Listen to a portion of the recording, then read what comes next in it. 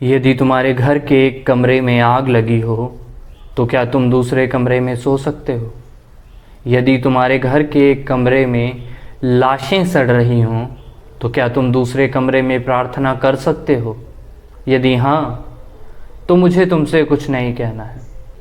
देश कागज़ पर बना नक्शा नहीं होता कि एक हिस्से के फट जाने पर बाकी हिस्से उसी तरह साबुत बने रहें, और नदियाँ, पर्वत, शहर, गांव वैसे ही अपनी अपनी जगह दिखें, अनमने रहें।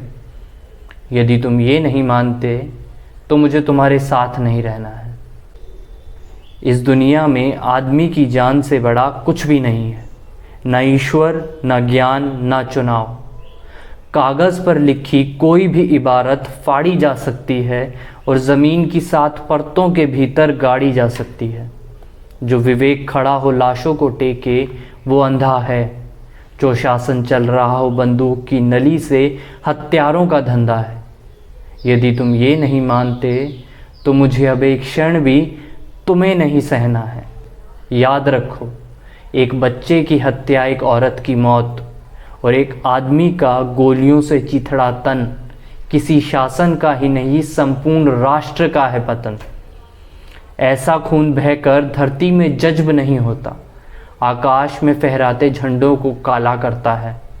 जिस धरती पर फौजी बूटों के निशान हों और उन पर लाशें गिर रही हों, वे धरती यदि तुम्हारे खून में आग बनकर नहीं दौड़ती तो समझ लो तुम बंजर हो गए हो।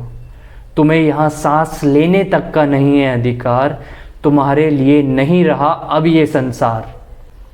आखिरी बात बिल्कुल साफ, किसी हत्यारे को कभी मत करो माफ़, चाहे वो हो तुम्हारा यार, धर्म का ठेकेदार, चाहे लोकतंत्र का स्वाम धन्य पहरेदार।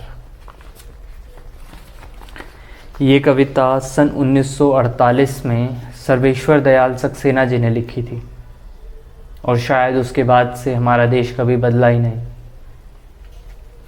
धन्यवाद। वीडियो पसंद आए तो शेयर ज़रूर कीजिएगा।